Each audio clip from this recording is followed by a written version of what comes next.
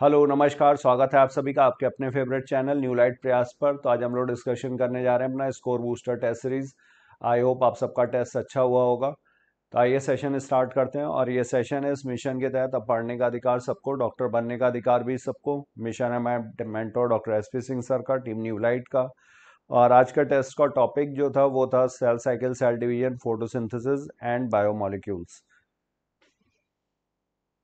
तो question number 91, match the following vinblastine, ricin, codeine and gum. तो ये सब क्या है, ये सेकेंडरी मेटाबोलाइट्स हैं और इधर इनकी कैटेगरीज दी हुई है।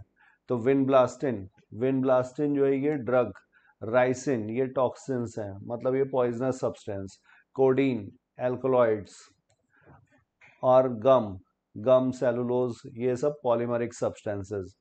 तो करेक्ट मैचिंग यहाँ पर हुई, A is third, B is fourth, C is first and D is second. Correct answer is third. Now we move to its page number और ये पेज नंबर है यहाँ पर 108 NCERT 1. Which of the following is true? Polysaccharides are starting point of sugar chain. तो cellulose is homopolymer, starch iodine is red in color, all of these. तो ये red नहीं है, ब्लू कलर का है, गलत दिया हुआ है। स्टार्च ही क्यों बनाता है आयोडीन के साथ? आयोडीन टेस्ट पॉजिटिव क्यों देता है? क्योंकि ये कॉम्प्लेक्स हेलाइसिस के फॉर्म में एग्जिस्ट करता है, ये आयोडीन मॉलिक्यूल को होल्ड कर लेगा। सेलुलोज इज होमोपॉलीमर, ये होमोपॉलीमर ही है, ग्लूकोज मोनोमर है यहाँ पर। और बॉन्ड जो प्रेजेंट होता है ये बीटा 1,4 ग्लाइकोसिडिक लिंकेज।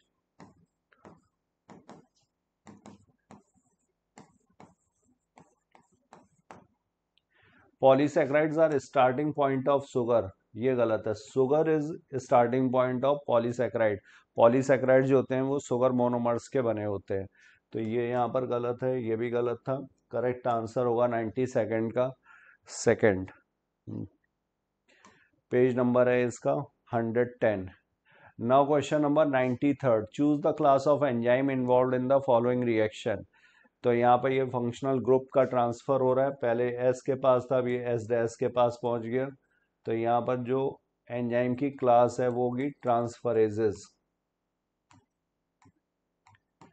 और एंजाइम कमीशन के अकॉर्डिंग 4 डिजिट नंबर दिया जाता है एंजाइम्स को, 1 1, सपोज 1 1 1। तो पहला डिजिट ये क्या बनाता है, ये हमें क्लास बताएगा।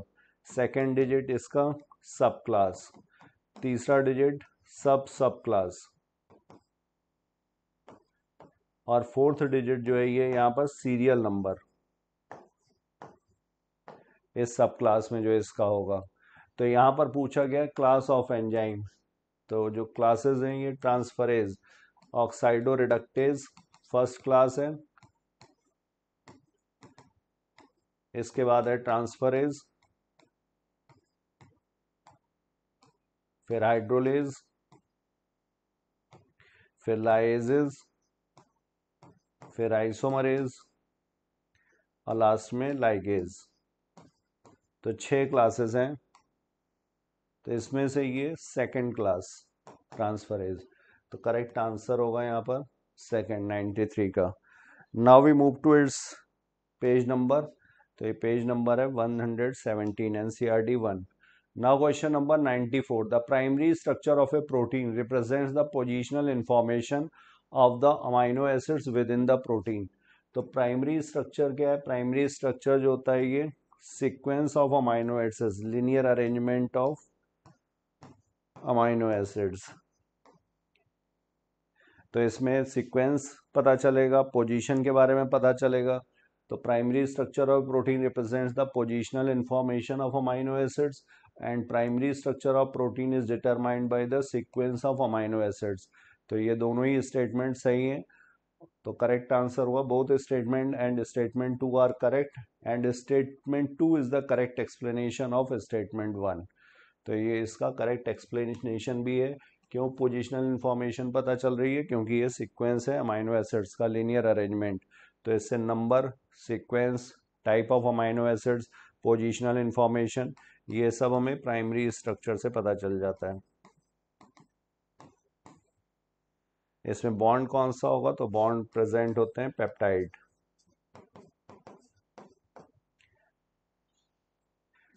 पेज नंबर है इसका 111। Now next question, find correct matching Watson Crick model, ये secondary structure, pocket of enzyme, active site, trypsin, hormone. तो ट्रिप्सिन यहाँ पर ये प्रोटीन का बना हुआ है, एंजाइम है ये, और ट्रिप्सिन पैंक्रियास से सिक्रीट होगा। इनएक्टिव एंजाइम होता है जाइमोजन। इनएक्टिव एंजाइम किस फॉर्म में? ट्रिप्सिनोजन के फॉर्म में होगा।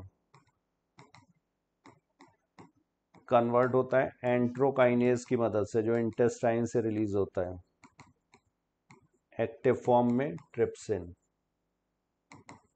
तो ये यहाँ पर गलत दिया हुआ। Pocket of enzyme active site, यहीं पर आकर के सबस्ट्रेट बाइंड करता है, तो ये सही है, 3D स्ट्रक्चर में प्रेजेंट होगा। वॉटसन क्रिक मॉडल, ये सेकेंडरी स्ट्रक्चर था डीएनए के लिए जो दिया गया था, तो ए सही है, बी सही है, सी यहाँ पर इनकरेक्ट है। करेक्ट ऑप्शन पूछा गया है, 95 का करेक्ट होगा second. Now we move to next question, और इसका page number 109, 114। Question number 96, meiosis results in the formation of 4 haploid cells. Meiosis कितने?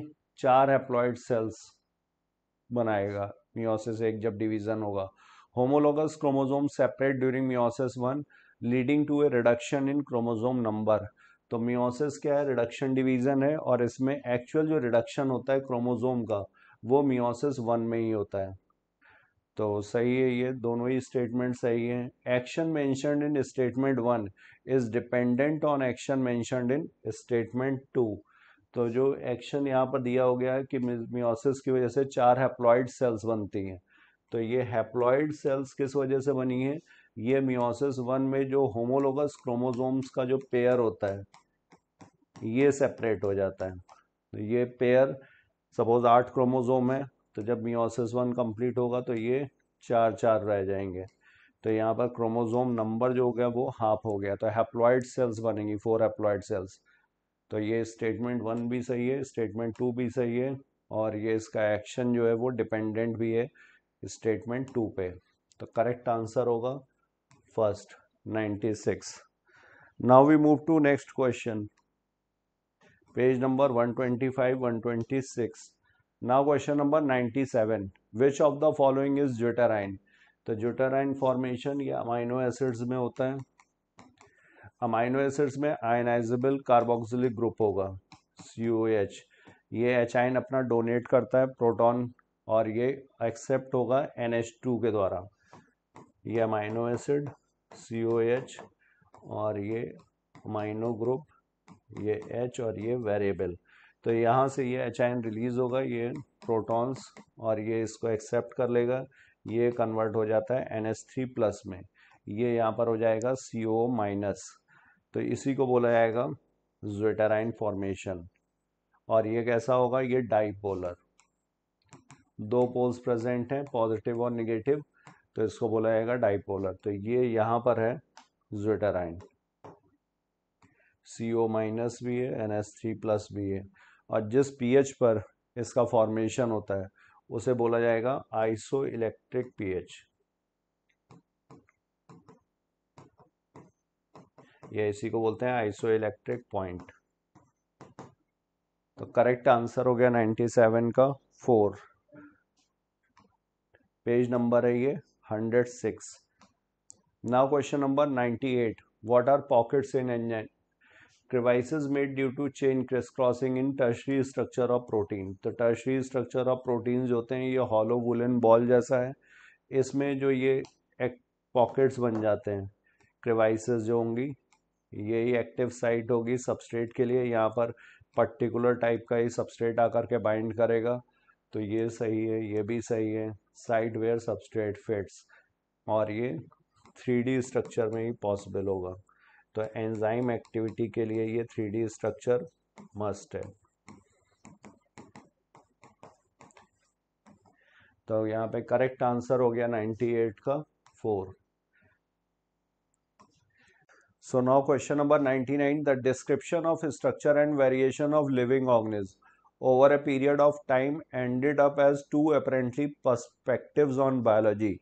तो ये जो 2 दृष्टिकोण डेवलप हुए थे, ये किस पे बेस्ड, ये कैसे थे ये, कंपैटिबल थे, डिफरेंट थे, इंटरलिंक्ड थे या इरिकंसाइलेबल? तो ये इरिकंसाइलेबल, ये एनसीईआरटी में दिया हुआ है, पेज नंबर है ये 131, apparently irreconcilable perspectives on biology। irreconcilable का मतलब हुआ फंडामेंटली इनकम्पेटिबल,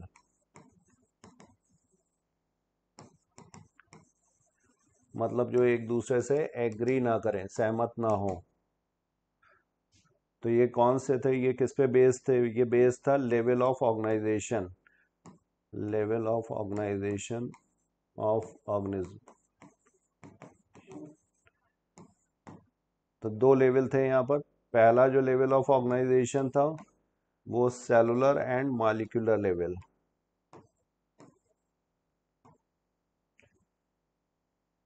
और दूसरा वाला जो था वो organism and higher level of organisation. तो इसकी वजह से जो ब्रांच डेवलप हुई थी वो हुई थी physiology and biochemistry.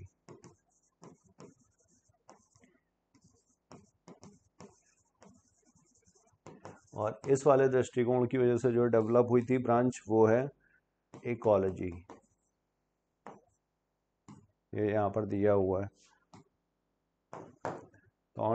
Rested on two levels of organization, one described at organismic level and above level of organization, while the second described at cellular and molecular level of organization.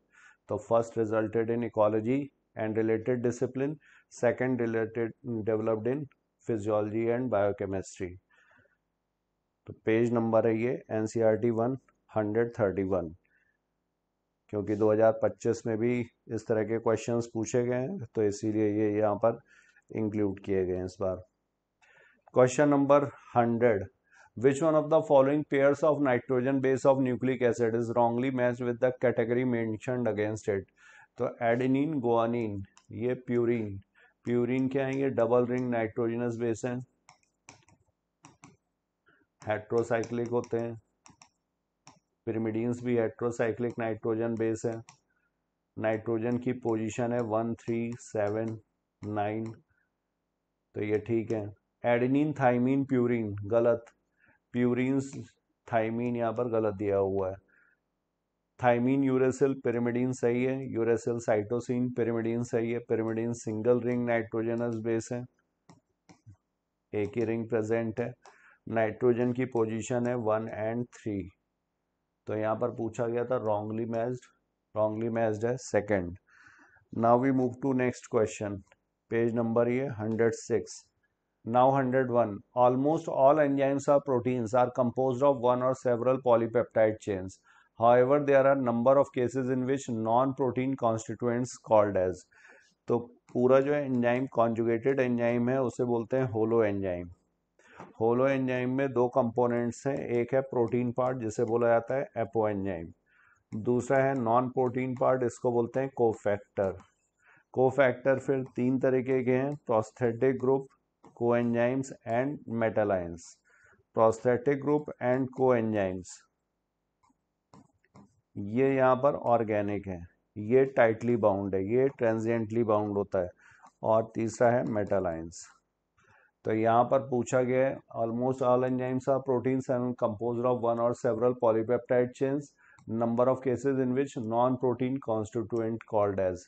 तो non protein constituent क्या हो गया? Cofactor. Apoenzyme इसका protein part है। Holo enzyme complete enzyme को बोलते हैं। Allosteric ये साइट है other than the active site. तो 101 का करेक्ट आंसर हो जाएगा सेकंड। पेज नंबर है ये 118। Now next question 102, during the M phase of karyokinesis in mitosis each chromosome is comprised of two chromatids। तो M phase के वक्त karyokinesis में each chromosome is made up of two chromatids। सही है, जैसे अगर 46 क्रोमोसोम्स हैं तो ये यहाँ पर मेटाफेज में आकर के अलाइन हो जाते हैं 46, और प्रत्येक क्रोमोसोम में कितने? दो क्रोमेटिड्स। तो ठीक है। Before the M phase DNA content has been double during the S phase, और एम फेज से पहले डीएनए कंटेंट जो होता है वो G1S और G2 ये इंटरफेज के सब स्टेजेस हैं। तो इसमें एस फेज में डीएनए कंटेंट डबल हो जाता है। 2C अगर G1 में था तो यहाँ पर हो जाता है 4C। तो ये स्टेटमेंट भी सही है। तो both statement 1 and 2 are correct and statement 2 is the correct explanation of statement 1। तो ये सही भी है ये पूरी तरह से, क्योंकि यहाँ पर जो दो क्रोमेटिड्स हैं G1 फेज में जब होगा तो ये यहाँ पर क्रोमोसोम को इस तरह से सिंगल क्रोमेटिड, और एस फेज में ये डबल क्रोमेटिड हो जाता है, क्योंकि डीएनए एक क्रोमेटिड में क्या होगा, एक डीएनए स्ट्रैंड होगा। यहाँ पर ये स्ट्रैंड डीएनए का इसके पास ये अपना, तो ये हो जाता है एस फेज में डीएनए कंटेंट डबल हो जाता है, मतलब क्रोमेटिड्स यहाँ पर डबल हो जाते हैं, लेकिन ये दिखेगा सिंगल स्ट्रैंड जैसा ही। ये डबल क्रोमेटिड्स की अपीयरेंस कब आती है, जब ये एम फेज में एंटर करता है तब। तो करेक्ट आंसर होगा यहाँ पर first. Now next question, page number था ये 121 123। Transition state structure of the substrate form during an enzymatic reaction is. तो ये पोटेंशियल एनर्जी, ये रिएक्शन का प्रोग्रेस, ये यहाँ पर सबस्ट्रेट, ये इसकी पोटेंशियल एनर्जी। अगर ये एक्सोथर्मिक रिएक्शन है तो ये प्रोडक्ट, ये सबस्ट्रेट, ये यहाँ पर होगा ट्रांजिशन स्टेट। तो ट्रांजिशन स्टेट ये हाईली अनस्टेबल, हाईली रिएक्टिव,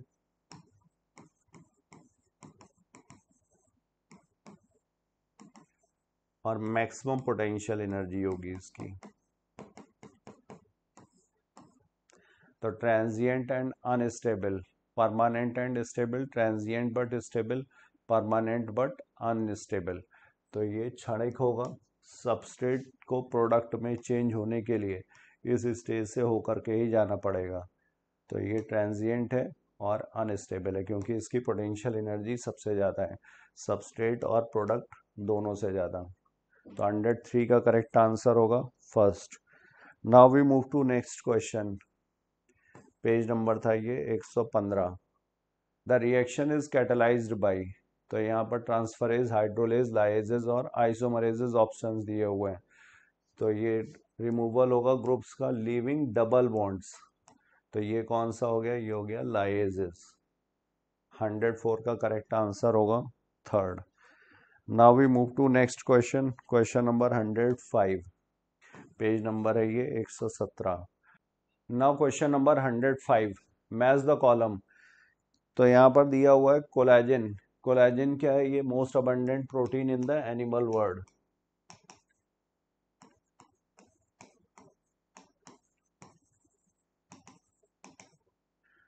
और कोलेजन ये किसमें, इंटरसेलुलर ग्राउंड सब्सटेंस, जैसे कनेक्टिव टिश्यू का मैट्रिक्स, यहाँ पर ये कोलेजन फाइबर्स के फॉर्म में प्रेजेंट है। तो ये कंपोनेंट होगा इंटरसेलुलर ग्राउंड सब्सटेंस का।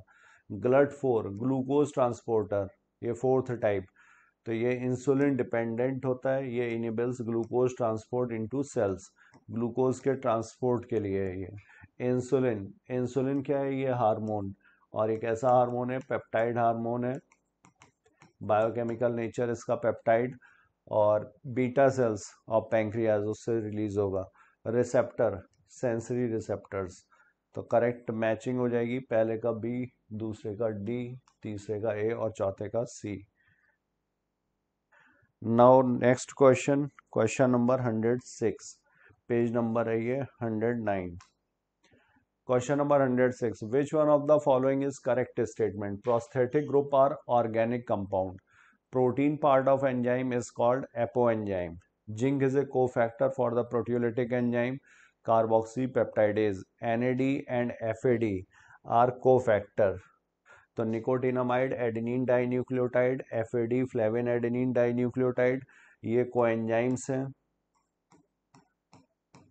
जो हाइड्रोजन एक्सेप्टर का काम करते हैं। ब्रॉडर कैटेगरी इनकी कोफैक्टर, ठीक है, पीछे भी डिस्कस किया था। Zinc is a cofactor for the proteolytic enzyme carboxypeptidase, ये भी सही है, मेटल आयंस हैं ये, प्रोटियोलिटिक एंजाइम कार्बोक्सीपेप्टाइडेज में कोफैक्टर का काम करेगा। प्रोटीन पार्ट ऑफ एंजाइम, इसको एपो एंजाइम बोलते हैं, ठीक है। प्रोस्थेटिक ग्रुप और कोएंजाइम्स ये ऑर्गेनिक कंपाउंड्स हैं, प्रोस्थेटिक ग्रुप जो होता है ये टाइटली बाउंड है। तो 106 का करेक्ट आंसर होगा A B C and D. 106 is fourth. Page number है ये 118। Now next question 107। Palmitic and arachidonic acid have how many carbons excluding carboxyl carbon? तो कार्बोक्सिल कार्बन को अगर एक्सक्लूड कर दिया जाए तो पामिटिक एसिड में होते हैं 6।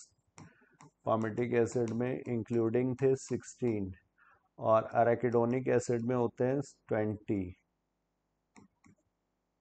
Including carboxylic carbon. तो यहाँ पर रह जाएंगे 15 और 19। यहाँ पर पूछा गया एक्सक्लूडिंग।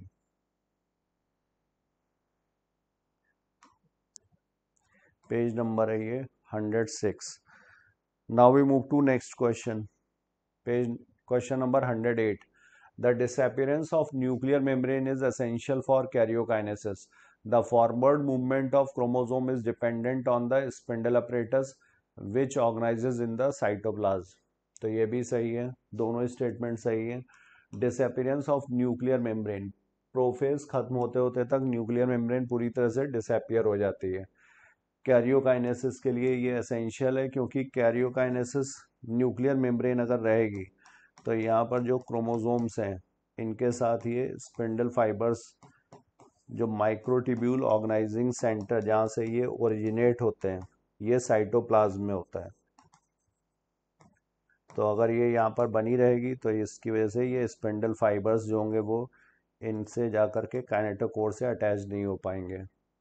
तो ये सही है और ये भी सही है। Forward movement is dependent on the spindle apparatus which organizes in the cytoplasm। तो सेंट्रियोल से अराइज होगा इन द एनिमल सेल। तो both statement 1 and 2 are correct.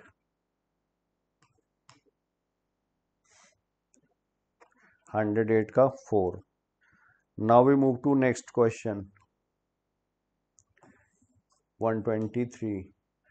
In lipids glycerol and fatty acids are joined by. तो lipids में monoglyceride भी हो सकता है, डाइग्लिसराइड भी हो सकता है, ट्राइग्लिसराइड भी हो सकता है।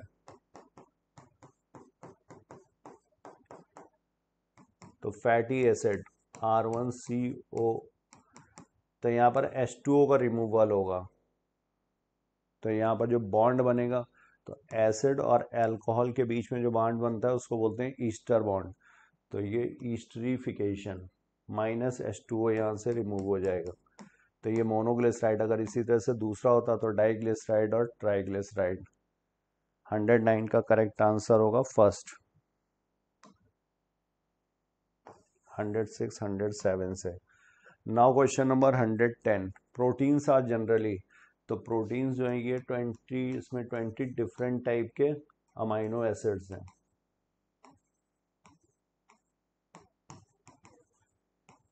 Essential as well as non essential. तो डिफरेंट है तो इसलिए इसे बोला जाएगा हेट्रोपॉलीमर। होमोपॉलीमर में एक ही टाइप का मोनोमर प्रेजेंट होता है। तो 110 का correct answer second. Page number है ये 109। Now question number 111। Ramachandran plot, तो ये GN रामचंद्रन ने डेवलप किया था प्रोटीन का स्ट्रक्चर के लिए। तो for the confirm the structure of, correct answer होगा यहाँ पर proteins. Page number 86। Now question number 112। What was Melvin Calvin's academic position and institution after receiving his education.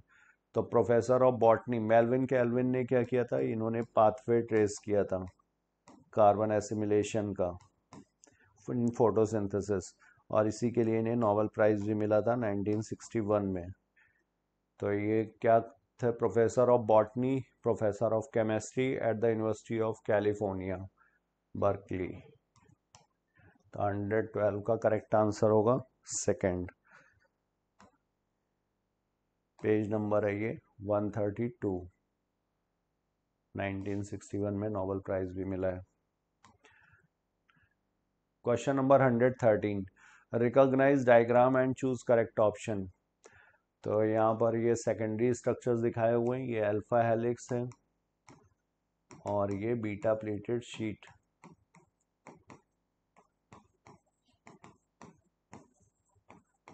और इसमें प्रेजेंट होंगे हाइड्रोजन बॉन्ड पेप्टाइड बॉन्ड के अलावा, और ये सेकेंडरी स्ट्रक्चर। तो करेक्ट आंसर होगा सेकेंडरी, दोनों ही सेकेंडरी हैं ए और बी। तो ये दिया हुआ है सिर्फ फोर्थ में, ए और B secondary, A alpha helix and B is beta pleated sheet. Page number है ये 112। Now question number 114, number of peptide bonds in dipeptide and type of bond between nitrogen base and sugar of nucleic acid।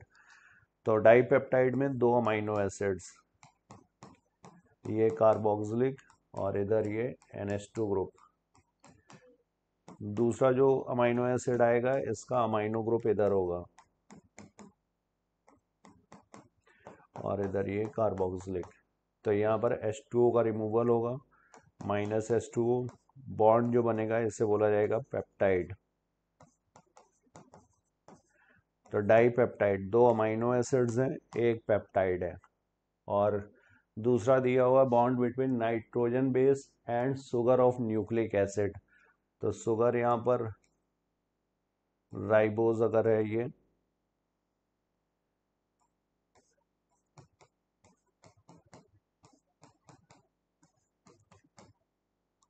तो यहाँ पर आकर के जो nitrogen base जब जुड़ता है, ये सपोज न्यूक्लियोसाइड, तो nitrogen base plus sugar, ribose sugar, ये जो बॉन्ड है इसको बोलते हैं एन ग्लाइकोसिडिक लिंकेज।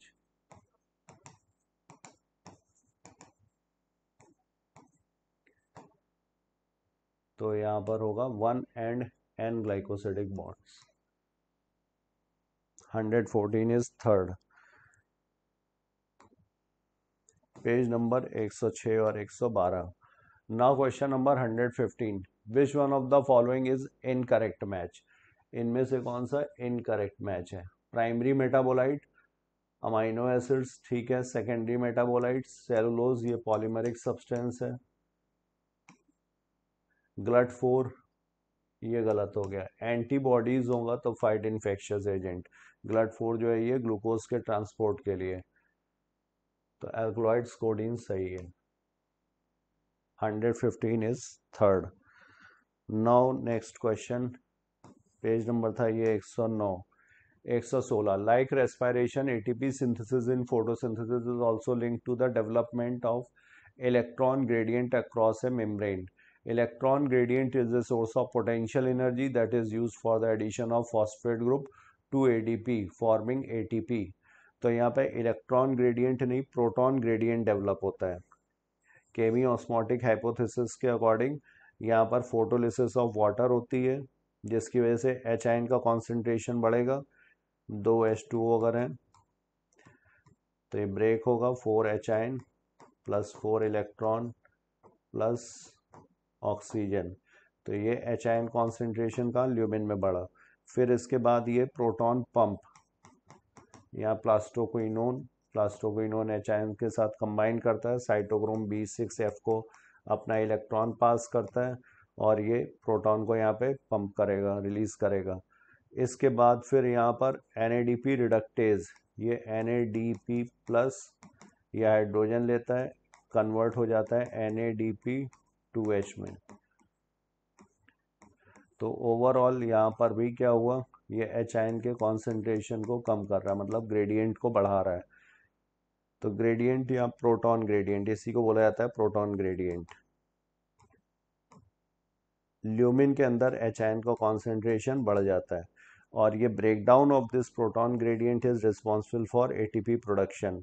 ये किसके थ्रू मूव करता है, तो CFO CF1, ये किसके कंपोनेंट है, ATP सिंथेज के। तो यहाँ पर इलेक्ट्रॉन ग्रेडियंट ये वर्ड गलत दिया हुआ है, प्रोटॉन ग्रेडियंट होना चाहिए था। तो दोनों ही स्टेटमेंट यहाँ पर कैसे हैं, इनकरेक्ट है। 116 का फर्स्ट। पेज नंबर है ये 141। Now question number 117, the number of fatty acid molecule which is present in mono, di and triglycerides respectively. Fatty acid molecule which is present in mono, di and triglyceride. तो अभी हम लोगों ने देखा था glycerol, ये ट्राई हाइड्रोक्सी प्रोपेन, इसके साथ जब फैटी एसिड आकर के जुड़ेगा तो H2O का रिमूवल होता है। तो अगर एक फैटी एसिड है तो मोनोग्लिसराइड, दूसरा फैटी एसिड तो इसे डाइग्लिसराइड, और तीसरा फैटी एसिड तो ट्राइग्लिसराइड। तो नंबर ऑफ फैटी एसिड्स पूछा गया है, ये सिमिलर भी हो सकते हैं या डिसिमिलर भी हो सकते हैं। तो 1, 2 and 3 in mono, di and triglyceride respectively. Bond होगा ईस्टर, क्योंकि फैटी एसिड और अल्कोहल के बीच में रिएक्शन हो रही है, एसिड और अल्कोहल में ईस्टर बॉन्ड का फॉर्मेशन। तो 117 हो गया first. Page number 106। Now question number 118, the given structure A B C are respectively. तो ये हाइड्रोक्सी मेथिल जो वेरिएबल ग्रुप है ये किससे रिप्रेजेंट हो रहा है, हाइड्रोक्सी मेथिल से। यहाँ पर भी ये किससे, ये हाइड्रोजन से। तो ये सिंपलेस्ट अमाइनो एसिड है ग्लाइसिन, और ये सीरीन, और ये वाले जो है ये कोलेस्ट्रॉल। कोलेस्ट्रॉल कैसा होगा, ये पोलर और ये non polar hydrocarbon chain, plus यहाँ पर ये 4 रिंग्स प्रेजेंट है। तो इसमें होता है C27, H46, H46 है O, ये इसका मॉलिक्यूलर फॉर्मूला। और कोलेस्ट्रॉल कैसा है, ये एम्फीपैथिक। एम्फीपैथिक किस लिए है, क्योंकि इसमें हाइड्रोक्सिल ग्रुप भी है प्लस नॉन पोलर हाइड्रोकार्बन भी है। तो A, B और C, serine, cholesterol and glycine. Correct answer हुआ यहाँ पे 118 का third. Now next question, page number 107 पे था ये। Question number 119, given below are two statement, stability is something related to energy status of the molecule और the structure. तो ये सही है, जितना ज़्यादा एनर्जी, पोटेंशियल एनर्जी जितनी ज़्यादा, स्टेबिलिटी उतनी कम। ये हम लोगों ने कहाँ पर देखा था, ट्रांजिशन स्टेट में। ट्रांजिशन स्टेट की पोटेंशियल एनर्जी सबसे ज़्यादा, स्टेबिलिटी सबसे कम है। एंजाइम जब इसके साथ बाइंड करता है, बॉन्ड्स जब फॉर्मेशन होता है, तब इसकी एनर्जी कम हो जाएगी। तो stability is something related to energy status, ठीक है। During the state where substrate is bound to the enzyme active site, a new structure of substrate called transition state structure formed. तो सबस्ट्रेट के कुछ पुराने bonds जो टूटते हैं, नए बॉन्ड्स का फॉर्मेशन होता है, उसी में जो बीच में जो स्टेट होगी इसे बोला जाएगा ट्रांजिशन स्टेट, और ये मैक्सिमम एनर्जी वाली होगी। और बिना इस स्टेट में जाए सबस्ट्रेट प्रोडक्ट में चेंज नहीं हो सकता है। एंजाइम क्या करता है, एंजाइम इसी की एनर्जी लेवल को स्टेबलाइज करता है, कम कर देगा, तो एक्टिवेशन एनर्जी कम हो जाती है, डिक्रीज करता है एक्टिवेशन एनर्जी को। तो ये दोनों ही स्टेटमेंट सही हैं, both statement 1 and 2 are correct. Answer होगा यहाँ पर fourth, 119। Now we move to next question, 114, 115, 120. An egg cell has 5 picogram of DNA in its nucleus. How much amount of DNA will be in this animal at the end of G1 phase of mitosis? तो egg cell gamete, यहाँ पर N ploidy हो गई, ये इसका DNA content. तो ये female gamete, male gamete के साथ ये फ्यूज होगा यूजुअली, तो N और C, ये जाइगोट जब बनेगा तो ये हो जाएगा 2N और 2C। फिर इसके बाद अगर इंटरफेज में ये एंटर करता है तो यहाँ पर इंटरफेज में G1 में ये प्लॉइडी 2N ही रहेगी, DNA कंटेंट भी 2C ही रहेगा, क्योंकि कोई ना डिवीज़न हुआ है ना ही यहाँ पर DNA कंटेंट वगैरह चेंज हुआ है। एस फेज ये सिंथेसिस फेज है, DNA की सिंथेसिस होती है यहाँ पर, तो DNA कंटेंट यहाँ पर डबल हो जाता है, प्लॉइडी विल रिमेन सेम, तो 2N का हो जाएगा 4C। और इसके बाद होता है G2, तो G2 में भी प्लॉइडी सेम रहती है, DNA कंटेंट यहाँ पर भी 4C ही रहेगा। तो यहाँ पूछा गया है eight the end of G1, मतलब एस फेज में जाने से पहले, तो यहाँ पर कितना है 2C। तो C वैल्यू हमें दी हुई है, एक्स सेल में जो DNA कंटेंट होता है इसी को बोलते हैं C वैल्यू। तो ये C वैल्यू हो गई 5 पिकोग्राम, ये हो गया यहाँ पर 2C, तो 2 × 5 ये आएगा 10 पिकोग्राम। करेक्ट आंसर होगा यहाँ पर third 120। 121 which of the following statement is correct with respect to plant cell. In plant cell wall formation start in the center of the cell. Formation of the new cell wall begins with the formation of a spindle precursor called cell plate. Cell plate represents the middle lamella between the walls of two adjacent cells. तो plant cell में चूंकि rigid cell wall present है, तो rigid cell wall होने की वजह से यहाँ पर फॉलोइंग मेथड नहीं हो सकता। एनिमल सेल में सेल वॉल एब्सेंट है, तो वहां पर होता है फॉलोइंग मेथड। और ये कैसा हुआ, ये सेंट्रीपिटल पेरिफेरी से बीच में आ रहा है। यहाँ पर जो सेल प्लेट मेथड है ये सेंटर से पेरिफेरी की तरफ मूव करता है। तो in plant cell wall formation starts in the center, सही है, और इसी को बोला जाएगा सेंट्रीफ्यूगल। एनिमल सेल में जो है वो है centripetal. Formation of the new cell wall begins with the formation of simple precursor called cell plate, ठीक है। Cell plate represents the middle lamella, ये आगे चल करके मिडिल लैमेला को रिप्रेजेंट करेगा। तो ऑल ऑफ द अबव, ये सारे ये स्टेटमेंट यहाँ पर सही दिए हुए हैं। Now we move to next question, question number 122। Arrange the following events of meiosis in correct sequence. तो सबसे पहले यहाँ पर होगा जाइगोटीन स्टेज में सिनेप्सिस, फिर क्रॉसिंग ओवर, ये होता है पैकेटीन स्टेज में रिकॉम्बिनेशन नोड्यूल का फॉर्मेशन, फिर डिसोल्यूशन ऑफ सिनेप्टोनीमल कॉम्प्लेक्स, इसकी वजह से फॉर्मेशन होगा एक्सेप स्ट्रक्चर का जिसको बोलते हैं कायस्मेटा, ये होगा डिप्लोटीन स्टेज में, और मियोटिक स्पिंडल इज असेंबल्ड, ये होगा डाइकाइनेसिस में। तो यहाँ पर ये B A C then D.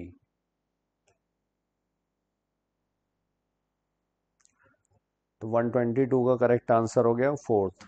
Now question number 123, page number है ये 126।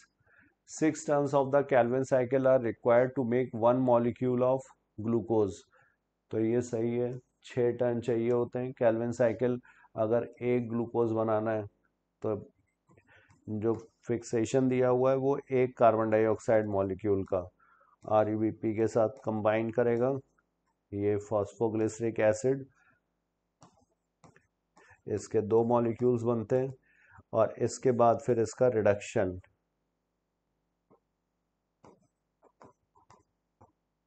तो रिडक्शन वाले स्टेप में 2 एटीपी खर्च होंगी, 2 एनएडीपी 2H खर्च होंगे, बनेगा ट्रायोस फॉस्फेट,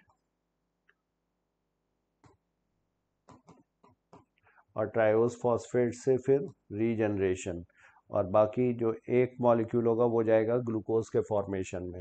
तो इसलिए यहाँ पर जरूरत पड़ेगी 6 कार्बन डाइऑक्साइड की, 6 टर्न जब होगा तब। तो each turn of Calvin cycle results in the fixation of 1 CO2 molecule, ये सही है। तो ये both statement 1 and 2 are correct, and statement 2 is the correct explanation of statement 1। तो यहाँ पर 6 टन क्यों जरूरत पड़ रही है, क्योंकि एक टन में एक ही कार्बन डाइऑक्साइड मॉलिक्यूल फिक्स हो सकता है। तो करेक्ट स्टेटमेंट हो गया यहाँ पर फर्स्ट। पेज नंबर है ये 143। Now question number 124, the characteristic feature of diplotene stage of meiosis is recognised by. तो डिप्लोटीन स्टेज में क्या होता है, यहाँ पर dissolution of synaptonemal complex marks the beginning of diplotene stage. Diplotene stage की शुरुआत ही इसी से होगी। Homologous chromosome of bivalent start separating from each other. तो ये जो सिनेप्टोनीमल कॉम्प्लेक्स था ये प्रोटीन का बना होता है, ट्राईपार्टेट स्ट्रक्चर है, तो ये इसको स्टेबलाइज करने का काम करता है। अगर ये डिसॉल्व हो जाएगा, डिसोल्यूशन हो गया इसका, तो ये दोनों जो स्ट्रक्चर्स थे होमोलोगस क्रोमोसोम्स के, ये एक दूसरे से सेपरेट होने लगते हैं। लेकिन जहाँ पर रिकॉम्बिनेशन हो रहा था वहाँ पर BBA जुड़े हुए हैं, तो ये एक्स शेप स्ट्रक्चर का फॉर्मेशन होता है, काइजमेटा फॉर्म। तो ये सब यहाँ पर इसके बारे में सही दिया हुआ है। 124 का correct answer fourth. Now question number 125। During cell division, the spindle fibers attached to the chromosome at a region called। Cell division के वक्त spindle fibres attach to the chromosome at a region called. तो ये जो centromere है, ये primary constriction, इसके दोनों तरफ यहाँ पर प्रोटीन का बना हुआ डिस्क लाइक स्ट्रक्चर होता है, जिसे बोलते हैं काइनेटोकोर। तो ये काइनेटोकोर से आकर के ये स्पिंडल फाइबर्स अटैच होते हैं, और स्पिंडल फाइबर्स बने होते हैं ये ट्यूबुलिन प्रोटीन्स के, माइक्रोट्यूब्यूल्स। तो ये स्ट्रक्चर का नाम हो गया काइनेटोकोर। ये प्रोटीन का डिस्क लाइक स्ट्रक्चर है। तो 125 इज सेकंड। पेज नंबर है ये 123। Now 126। In oocytes of some vertebrate which stage can last for months और ईयर्स। तो कौन सी स्टेज है, ये हो गई डिप्लोटीन स्टेज। डिप्लोटीन स्टेज जो होती है ये लास्ट करती है जब oogenesis होती है। oogenesis में प्राइमरी oocyte मियोसिस 1 यहाँ पर शुरू हो जाती है, लेकिन ये अरेस्ट हो जाती है डिप्लोटीन स्टेज ऑफ प्रोफेज 1। और ये कब तक अरेस्ट रहती है, जब तक कि मेंस्ट्रुएशन शुरुआत नहीं होती है, मेनार्की की शुरुआत नहीं होगी तब तक। और उसके बाद जब हर मंथ एक साइकिल कंप्लीट होगी तो कुछ सेल्स का ये कंप्लीट होगा। तो इसलिए ये करेक्ट आंसर हुआ फर्स्ट। पेज नंबर ये 126। Now question number 127। Read the following statement and choose correct answer. Synapses of homologous chromosomes takes place during prophase 1 of meiosis। तो synapses of homologous chromosomes prophase 1 of meiosis, ठीक है, zygotene stage में होती है। Division of centromeres takes place during anaphase 1। Anaphase 1 में division नहीं, division किस में होता है, एनाफेज 2 में। एनाफेज 1 में होमोलोगस क्रोमोसोम्स का पेयर का सेपरेशन होगा, तो ये गलत। Spindle fibre disappear completely in telophase of mitosis, ये ठीक है। न्यूक्लियाई रीअपियर, ये भी ठीक है। तो ACD करेक्ट आंसर होगा यहाँ पर third. Now we move to next question. Page number था इसका 126। How many meiotic divisions required to form 60 seeds of higher plants. तो 60 सीड्स के लिए हमें चाहिए 60 एग सेल्स, और 60 हमें चाहिए पॉलन ग्रेन्स। पॉलन ग्रेन किससे आते हैं, ये माइक्रोस्पोर से। और माइक्रोस्पोर किससे बनता है, माइक्रोस्पोर मदर सेल से। इसी तरह से एग जो होते हैं ये किसमें, एम्ब्रियो सैक में प्रेजेंट होते हैं, जो फीमेल गैमेटोफाइट है। एग का फॉर्मेशन किससे होता है, ये मेगास्पोर से। और मेगास्पोर किससे आता है, ये बनता है मेगास्पोर मदर सेल से। ये मियोसिस होगी यहाँ पर। मियोसिस में वैसे तो 4 सेल बनती है, इसमें भी यहाँ पर मियोसिस होगी, यहाँ पर भी 4 सेल बनेगी। लेकिन मेल के केस में ये 4 की 4 फंक्शनल होती है, मेल फीमेल में सिर्फ एक ही फंक्शनल होगी। तो 4 से 1, 4 सेल बनी थी लेकिन फंक्शनल एक ही हुई। तो इसलिए यहाँ पर 60 सीड्स के लिए जो 60 एग्स रिक्वायर्ड हैं ये बनते हैं मियोसिस से, और मियोसिस में बनती है 4 सेल। तो एक मियोसिस से एक एग सेल बनेगी, क्योंकि बाकी की 3 जो थी वो डिजेनरेट हो गई। तो इसलिए यहाँ पर 60 डिविजन्स तो इसके लिए चाहिए, 60 एग्स के लिए। लेकिन 60 पॉलन ग्रेन्स जो हैं तो ये एक मियोसिस से बनते हैं 4। तो 4 के लिए एक डिवीज़न, और हमें निकालना है 60। तो 1/4 इंटू 60। तो इसके लिए हमें सिर्फ चाहिए होंगे 15 मियोसिस। तो 15 मियोसिस हो गए हमारे पॉलन ग्रेन के लिए, और 60 हो गए इसके लिए। तो 60 + 15 ये कितना हो जाएगा, 75। पेज नंबर है ये 126। 129 during gamete formation the enzyme recombinase participates during. तो गैमीट फॉर्मेशन के वक्त एंजाइम रिकॉम्बिनेज ये किस में पार्टिसिपेट करेगा? तो this will participate in prophase 1 meiosis 1 और ये किस सब स्टेज में? पैकेटीन स्टेज में। ये एंजाइम मीडिएटेड है। रिकॉम्बिनेशन नोड्यूल का फॉर्मेशन होता है, क्रॉसिंग ओवर होगी, क्रॉसिंग ओवर स्टार्ट भी यही होगी, एंड भी यही होगी। 129 का करेक्ट आंसर होगा fourth. Now we move to next question, question number 130, page number 126। Plants growing in dry tropical regions utilize the C4 pathway for biosynthetic phase of photosynthesis। तो habitat इनका C4 के लिए सही दिया हुआ है, ड्राई ट्रॉपिकल रीजन्स में होते हैं ये। C4 pathway provides better adaptations to high temperature. तो टेम्परेचर ऑप्टिमम C4 पाथवे का ज़्यादा है, C4 प्लांट्स का। Salt concentration and reduces transpiration, तो ये दोनों ही यहाँ पर सही दिए हुए हैं। Both statement 1 and 2 are correct. 130 is fourth. Now question number 131, page number था ये 145। The stage between the two mitotic division is called interkinesis। तो interkinesis, इंटर माने इन बिटवीन, काइनेसिस का मतलब मूवमेंट या डिवीजन। तो दो मियोसिस 1 और मियोसिस 2 के बीच में होता है ये। तो माइटोटिक यहाँ पर गलत दिया हुआ है। Homologous chromosome separate while sister chromatids remain associated at the centromere in anaphase 2। तो एनाफेज 2 में सेंट्रोमियर जो होते हैं वो स्प्लिट हो जाते हैं, साइमल्टेनियसली स्प्लिटिंग होती है सेंट्रोमियर्स की। तो ये भी गलत हो गया, ये भी गलत। Both statement 1 and 2 are incorrect. Correct answer होगा 131 का first. Now question number 132, recognise the figure and choose correct option according to figure. तो यहाँ पर ये साइटोकाइनेसिस दिखाई गई है, न्यूक्लियर मेम्ब्रेन ऑलरेडी फॉर्म हो चुकी है, रीअपियर हो गई है। तो साइटोकाइनेसिस इन प्लांट सेल गलत। प्लांट सेल में सेल प्लेट मेथड है जो पीछे हम लोगों ने अभी डिस्कस किया था, रिजिड सेल वॉल प्रेजेंट है। तो ये है फॉरोइंग मेथड और ये करेक्ट आंसर होगा यहाँ पर इन एनिमल सेल। 132 का सेकेंड।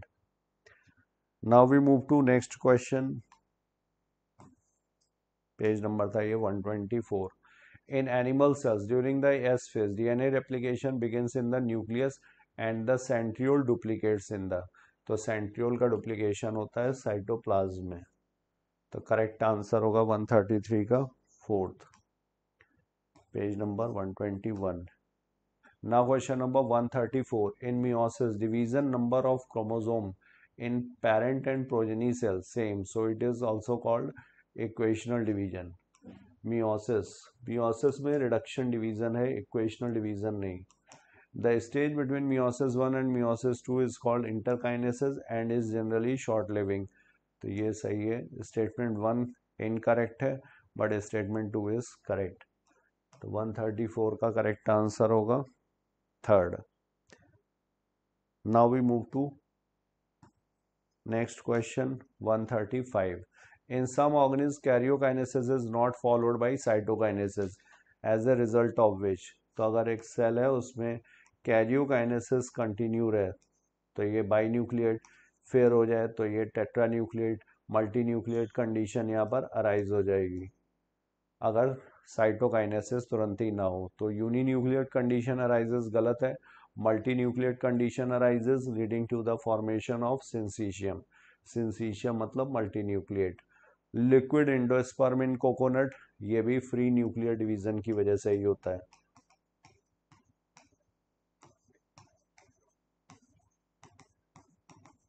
तो यहाँ पर ये भी सही है और ये भी सही है, बोथ 2 and 3। सेलुलर एंडोस्पर्म जो बनता है जिसको हम लोग खाते हैं, जिसको कर्नेल बोलते हैं,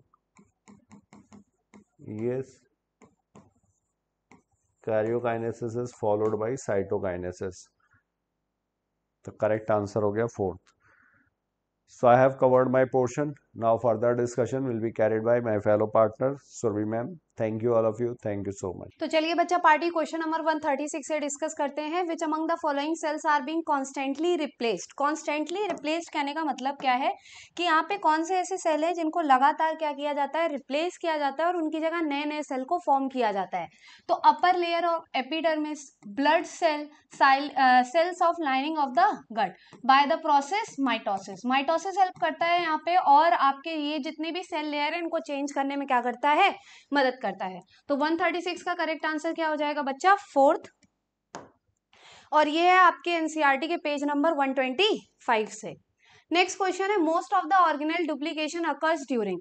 तो बेटा मोस्ट ऑफ द ऑर्गेनल का डुप्लीकेशन तो एस फेज में हो जाता है एक्सेप्ट माइटोकॉन्ड्रिया एंड क्लोरोप्लास्ट. अगर यही क्वेश्चन माइटोकॉन्ड्रिया और क्लोरोप्लास्ट के अकॉर्डिंग पूछा जाता तो माइटोकॉन्ड्रिया और क्लोरोप्लास्ट का डुप्लीकेशन किसमें होता है बेटा, माइटोकॉन्ड्रिया और क्लोरोप्लास्ट का डुप्लीकेशन होता है G2 फेज में और सेंट्रियोल का डुप्लीकेशन होता है किसमें, एस फेज में.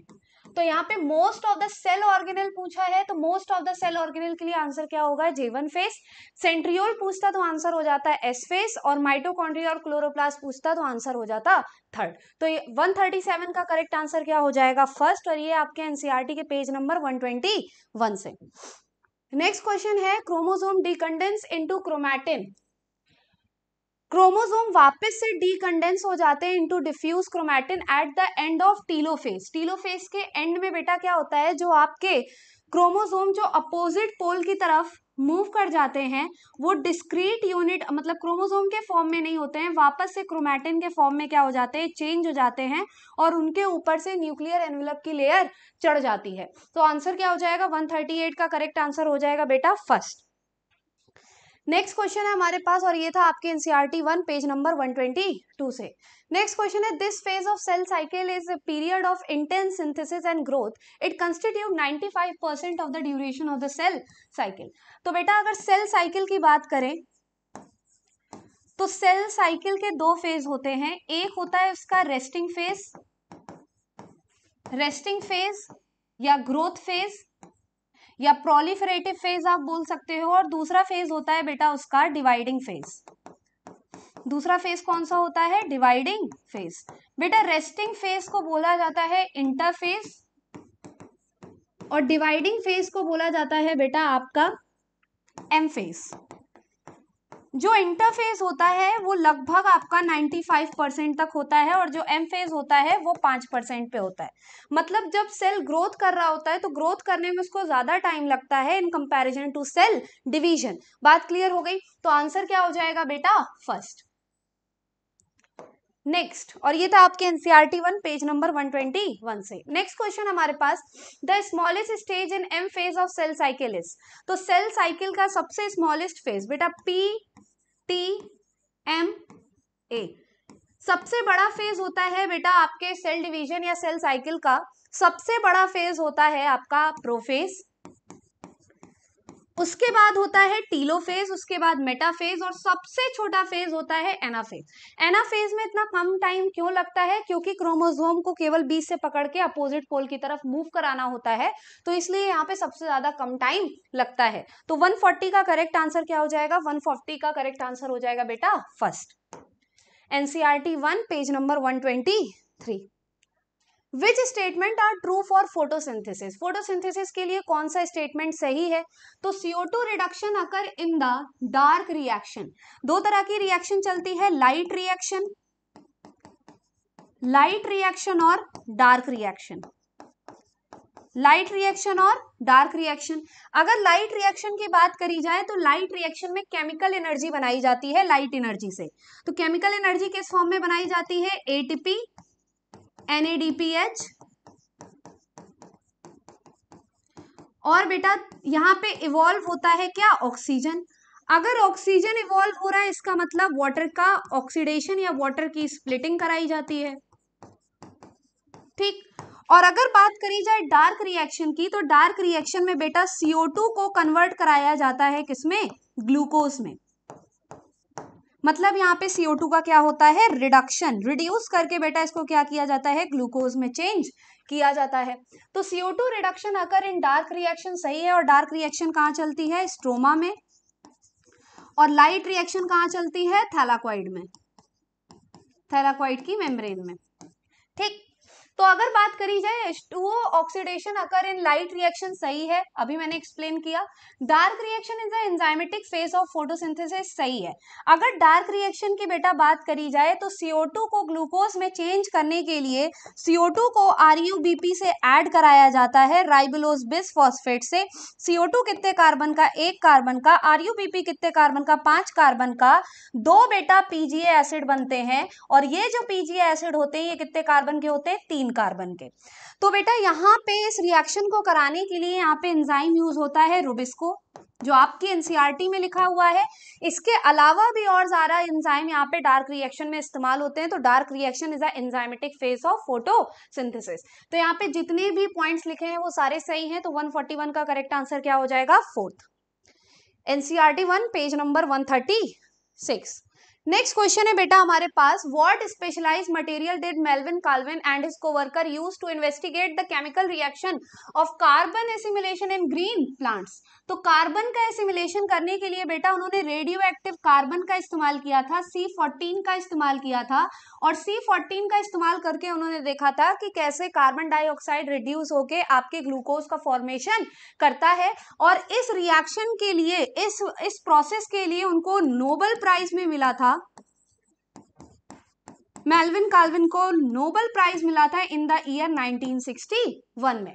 तो 142 का करेक्ट आंसर क्या हो जाएगा? Second, NCERT 1 page number 132। Next question है, ATP NADPH CO2 consumption ratio during the photosynthesis in C3 plant. तो देखो मैंने बताया RuBP CO2 के साथ ऐड होता है।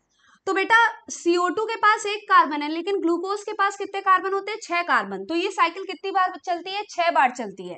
तो 6 CO2 जब 6 RuBP से ऐड होता है तो बेटा यहाँ पे फॉर्मेशन होता है 12 PGA एसिड का। ठीक, 12 में से जो आपके 2 PGA एसिड हैं ये रिड्यूस करके बेटा क्या बनाते हैं? शुगर बनाते हैं।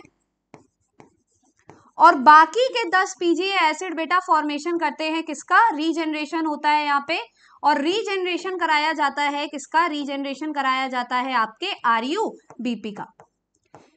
क्योंकि जितना शुगर बनाना इंपॉर्टेंट नहीं है उससे ज्यादा इंपॉर्टेंट है RuBP का रीजनरेशन। तो ये स्टेप हो गया आपका कार्बोक्सिलेशन। मैं डिटेल में यहाँ पे एक्सप्लेनेशन इसलिए दे रही हूं ताकि आप लोग जब पेपर डिस्कशन देखो तो आपको किसी भी पॉइंट में कोई दिक्कत ना हो।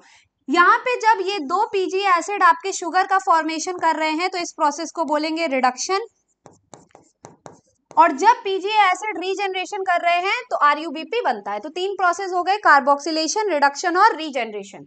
बेटा कार्बोक्सिलेशन में ना किसी ATP का इस्तेमाल होता है ना किसी NADPH का इस्तेमाल होता है। ठीक, रिडक्शन की अगर बात करें तो रिडक्शन में हम 6 साइकिल के अकॉर्डिंग चल रहे हैं। रिडक्शन में बेटा आपके इस्तेमाल हो जाते हैं 12 NADPH, और रिडक्शन में ही बेटा आपके इस्तेमाल होते हैं 12 ATP। ठीक, बाकी के ATP जो होते हैं 6 ATP इस्तेमाल होते हैं आपके किसमें? रीजनरेशन में, और रीजनरेशन में किसी भी टाइप के NADPH का इस्तेमाल नहीं होता है।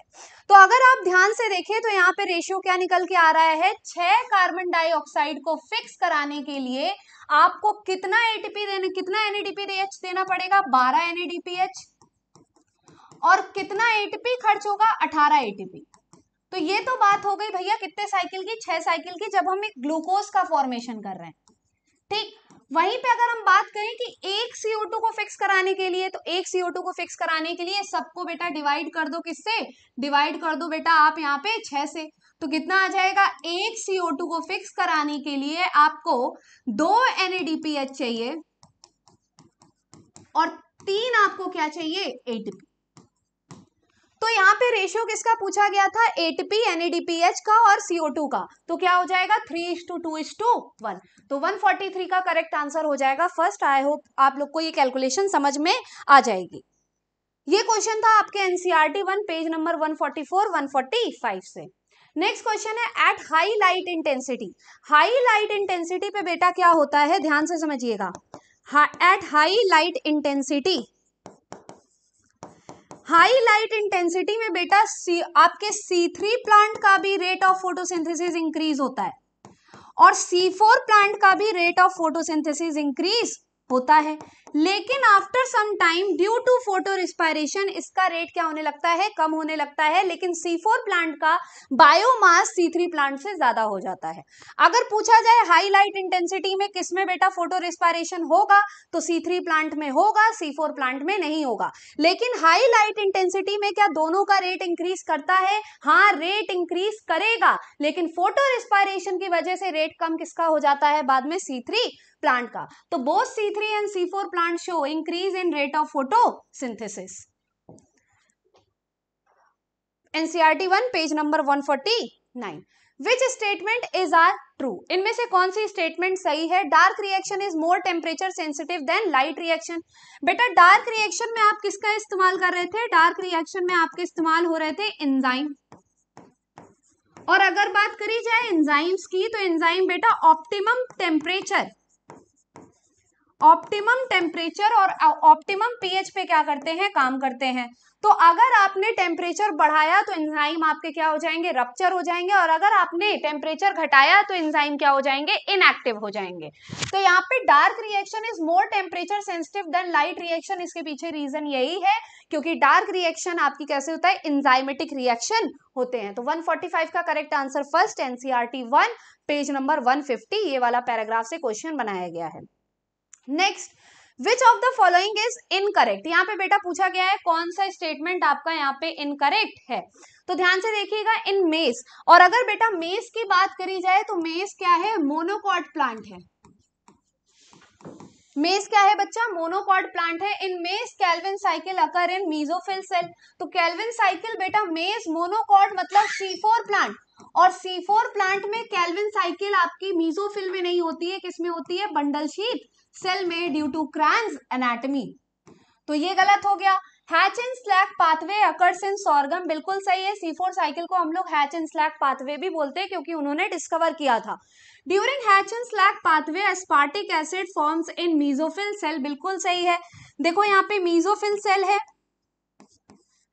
मीजोफिल सेल में क्या किया जाता है बेटा? PP का इस्तेमाल किया जाता है और कार्बोक्सिलेशन कराया जाता है। तो पहला जो स्टेबल प्रोडक्ट बनता है वो बनता है ऑक्सैलो एसिटिक एसिड, फिर उसको चेंज कराया जाता है एस्पार्टिक एसिड या मैलिक एसिड में। तो मैलिक एसिड या एस्पार्टिक एसिड आपका किसमें बन रहा है? मीजोफिल सेल में। फिर ये जो 4 कार्बन का आपका एसिड है इसको ट्रांसफर किया जाता है बंडल शीथ सेल में। तो ये स्टेटमेंट सही है। During Calvin cycle 3 phosphoglycerate is formed in mesophyll cell. तो अगर बात करी जाए आपके C3 प्लांट की, तो C3 प्लांट में बेटा जो आपके कैल्विन साइकिल चलती है वो किसमें चलती है बेटा? आपके मीजोफिल सेल में। तो यहाँ पे इनकरेक्ट स्टेटमेंट आपकी कौन सी हो गई? फर्स्ट। तो 146 का correct answer first, NCERT 1 page number 146। Next है, during chemiosmotic hypothesis phosphorylation process occurs for formation of adenosine triphosphate. ठीक, तो अगर बात करी जाए केमिओस्मोटिक हाइपोथेसिस की, तो बेटा ये 4 चीजों पे काम करेगा। इसको 4 चीजें चाहिए चलने के लिए। पहला तो चाहिए एक मेम्ब्रेन, पहला क्या चाहिए? एक मेम्ब्रेन। तो मेम्ब्रेन किसकी दी जाती है? थैलाकॉइड की।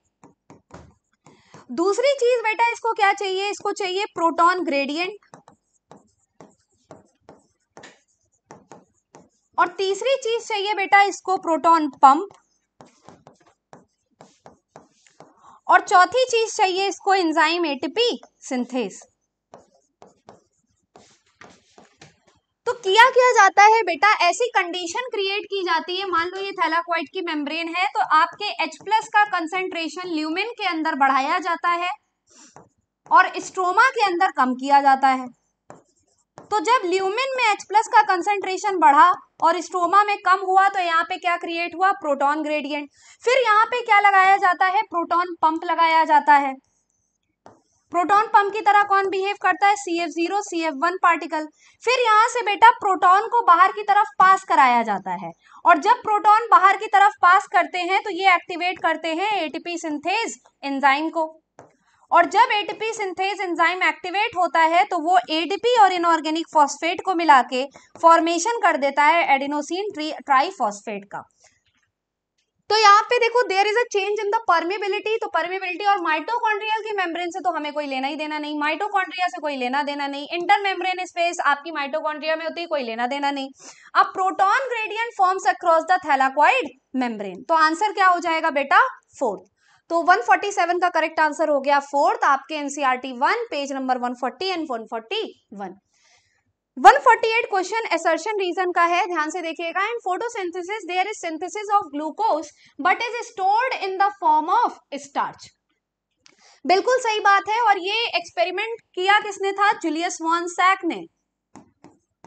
जूलियस वॉन सैक ने बताया था कि भैया कुछ पिगमेंट होते हैं जो फोटोसिंथेसिस कराने में मदद करते हैं, और वो पिगमेंट स्पेशल बॉडीज में पाए जाते हैं जिनको बाद में बोला गया क्लोरोप्लास्ट। फॉर्मेशन किस में होता है, ग्लूकोज के फॉर्म में, लेकिन स्टोर किस फॉर्म में होता है, स्टार्च के फॉर्म में। ग्लूकोज के फॉर्म में बनता है जो कि ऑस्मोटिकली एक्टिव होता है। तो बेटा ये अगर ट्रांसपिरेशन हुआ तो ट्रांसपिरेशन में पानी के साथ ग्लूकोज भी बाहर निकल जाएगा। तो बेटा बनता किस फॉर्म में है, ग्लूकोज के फॉर्म में। ट्रांसपोर्ट किस फॉर्म में कराया जाता है, सुक्रोज के फॉर्म में। और स्टोर किस फॉर्म में कराया जाता है, स्टार्च के फॉर्म में, क्योंकि वो ऑस्मोटिकली इनएक्टिव कंपाउंड है। तो आपके ये दोनों क्वेश्चन क्या है, ये असर्शन भी सही है, रीजन भी सही है, और करेक्ट एक्सप्लेनेशन भी है। तो आंसर क्या हो जाएगा, first. NCERT 1 page number 151 summary से क्वेश्चन बनाया गया था। Next, given below are two statement, lamellae of grana has both PS1 and PS2।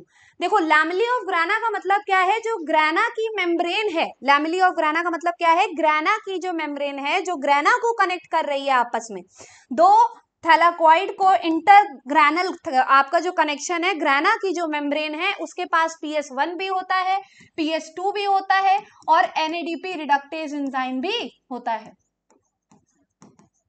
तो ग्रैनल लैमली के पास बेटा ये सब होता है। लेकिन अगर यहाँ पे क्वेश्चन पूछा जाता है stroma lamellae, lamellae of stroma, अगर यहाँ पे क्वेश्चन चेंज होता है और बोलता है लैमली ऑफ स्ट्रोमा, तो स्ट्रोमा लैमली के पास बेटा ना PS2 होता है, ना आपका NADP रिडक्टेज एंजाइम होता है। तो यहाँ पे तब ये स्टेटमेंट क्या हो जाता, गलत हो जाता। Cyclic photophosphorylation occur when wavelength below 680 nanometre are available for excitation, ये गलत है। साइक्लिक फोटोफॉस्फोराइलेशन कब चलेगा, अबव 680। जब अबव 680 आप नैनोमीटर की वेवलेंथ पड़ेगी बेटा, तो PS2 क्या हो जाएगा, इनएक्टिवेट हो जाएगा। PS2 काम करना बंद करेगा, केवल और केवल कौन काम करेगा, PS1। और जब केवल और केवल PS1 काम करेगा तो साइक्लिक फोटोफॉस्फोराइलेशन चलेगा। तो पहला स्टेटमेंट सही है, दूसरा स्टेटमेंट गलत है, तो आंसर क्या हो जाएगा, second. NCERT 1 page number 139। Next question है, which statement is correct, light reaction occur in stroma. तो मैंने पहले ही बता दिया था लाइट रिएक्शन किसमें होती है, थैलाकॉइड की मेम्ब्रेन में। Light reaction occur in grana and ATP and NADPH are formed, बिल्कुल सही है। In stroma dark reaction occur, सही है। Dark reaction is not directly light driven but is dependent on the product ATP and NADPH plus H+ formed in light reaction, बिल्कुल सही है। एक light है तो दूसरे का नाम जानबूझ के डार्क रिएक्शन, इसका मतलब ये नहीं होता है कि वो डार्क में चलती है, इसका मतलब ये है कि वो डायरेक्टली लाइट के ऊपर डिपेंड नहीं करती है। लेकिन लाइट रिएक्शन में जो प्रोडक्ट बन रहा है ATP और NADPH प्लस H+, उसके ऊपर बेटा वो डिपेंड करता है। क्यों, क्योंकि स्ट्रोमा के अंदर जो डार्क रिएक्शन चलेगी, जो खाना बनाया जाएगा, CO2 को रिड्यूस किया जाएगा, उसमें बेटा इस्तेमाल किया जाएगा जो एनर्जी बनी है लाइट रिएक्शन में। तो आपका पहला गलत हो गया, दूसरा सही है, तीसरा सही है, चौथा सही है। तो आपका आंसर क्या हो जाएगा बेटा, third. Page number 1 NCERT 1 page number 136। Next है, C4 plant plasmodesmata are used for the transport of. तो बेटा अगर क्रैन्स एनाटॉमी की बात करी जाए, ध्यान से देखना, अगर क्रैन्स एनाटॉमी की बात करी जाए तो अंदर की तरफ क्या होता है, बंडल शीथ सेल, बाहर की तरफ क्या होते हैं, मीजोफिल सेल। ठीक, बाहर की तरफ क्या है, मीजोफिल सेल, मीजोफिल सेल, अंदर की तरफ क्या है, बंडल शीथ सेल। अगर बेटा बात करी जाए तो बंडल शीथ मीजोफिल सेल में क्या चल रहा है, मीजोफिल सेल में बेटा PP पीपी बेटा आपका CO2, देखो पीपी कार्बोक्सिलेशन एक्टिविटी तो शो करता है लेकिन ऑक्सीजनेशन एक्टिविटी शो नहीं करता है, और यही रीजन है कि बेटा आपके C4 प्लांट में फोटो रिस्पायरेशन नहीं होती है, क्योंकि बंडल शीथ जहां पे रुबिस्को है वहां पे कभी भी बेटा आपका ऑक्सीजन पहुंच नहीं पाता है। तो यहाँ पे बेटा ऑक्जेलो एसिटिक एसिड बनता है, इसको चेंज, ये कितने कार्बन का, 4 कार्बन का, इसको चेंज कराया जाता है एस्पार्टिक एसिड या मैलिक एसिड में, ये भी कितने कार्बन के, 4 कार्बन के। फिर ये एस्पार्टिक एसिड और मैलिक एसिड बेटा एंटर करते हैं किसमें, बंडल शीथ सेल में, और बंडल शीथ सेल में बेटा इनका डीकार्बोक्सिलेशन कराया जाता है, तो 3 कार्बन का एसिड बनता है प्लस CO2 रिलीज होता है, और इस CO2 को वापस से C3 साइकिल में भेज दिया जाता है। तो अगर बोला जाए मीजोफिल से बंडल शीथ में क्या आ रहा है, 4 कार्बन का एसिड, तो 4 carbon acid from mesophyll to bundle sheath cell, सही है। 4 carbon acid to bundle sheath to mesophyll cell, गलत है बेटा। वापस से ये जो C3 एसिड बनता है, ये जो 3 कार्बन का एसिड बनता है, इसको वापस से मीजोफिल सेल में भेजा जाता है for the regeneration of PP. तो बेटा आपका मीजोफिल से बंडल शीथ में क्या जा रहा है, 4 कार्बन का एसिड, लेकिन बंडल शीथ सेल से मीजोफिल में क्या आ रहा है, 3 कार्बन का एसिड, तो ये गलत हो गया। C3 acid from mesophyll to bundle sheath cell गलत है, C3 acid from bundle sheath cell to mesophyll सही है।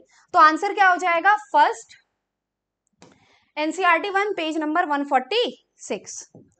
नेक्स्ट क्वेश्चन है, which of the following is true during photosynthesis. तो फोटोसिंथेसिस में बेटा several factors interact simultaneously affect photosynthesis, बिल्कुल सही बात है, कई सारे फैक्टर साथ में मिलकर बेटा फोटोसिंथेसिस को अफेक्ट करते हैं, जैसे लाइट हो गया, टेम्परेचर हो गया, और उसके साथ साथ वाटर हो गया, और उसके साथ साथ CO2 की concentration, as well as internal factors also. Usually one factor is the major cause and limit the rate, बिल्कुल सही बात है, जो आपके ब्लैकमैन ने बताया था, law of limiting factor. At any point the rate will be determined by the factor available at suboptimal level, बिल्कुल सही है। तो आंसर क्या हो जाएगा बेटा, फोर्थ, और ये है आपके NCERT 1 पेज नंबर 149 से। The chromosome change into long fine chromatin fibers in the interphase, बिल्कुल सही है, आपके सेल चैप्टर में दिया है कि जो आपका न्यूक्लियस का डायग्राम उसमें दिखाया गया है, तो वो इंटरफेज न्यूक्लियस का दिखाया गया है, और उसमें जो क्रोमोसोम का मटेरियल है वो बेटा क्रोमैटिन के फॉर्म में पाया जाता है। क्रोमैटिन के फॉर्म में क्यों पाया जाता है, ताकि DNA अपने आप को फुल्ली एक्सप्रेस कर पाए। अगर आप किसी चीज को बहुत कॉम्पैक्टली पैक करके बंद कर दो तो क्या अपने आप को वो फुल्ली एक्सप्रेस कर पाएगा, नहीं कर पाएगा। उसके लिए आपको क्या करना पड़ेगा, उसको थोड़ी ढील देनी पड़ेगी। जैसे पतंग उड़ाते हैं तो एकदम पकड़ के रखा है, तो आपकी पतंग से थोड़ा क्या देते हैं, ढील देते हैं। ढील क्यों देते हैं, ताकि वो अपने आप को एक्सप्रेस कर पाए। तो यहाँ पे ये सही है, to fully express the gene lying on the DNA for proper functioning and metabolism of the cell. तो असर्शन भी सही है, रीजन भी सही है, और बेटा ये करेक्ट एक्सप्लेनेशन भी है। NCERT 1 page number 121। Given diagram is associated with, ध्यान से वर्ड पे फोकस करिएगा। आई होप कई सारे बच्चों ने ये क्वेश्चन सही किया हो, लेकिन जहां तक मुझे लग रहा है इस क्वेश्चन में कई सारे बच्चे आपके फंसे भी होंगे।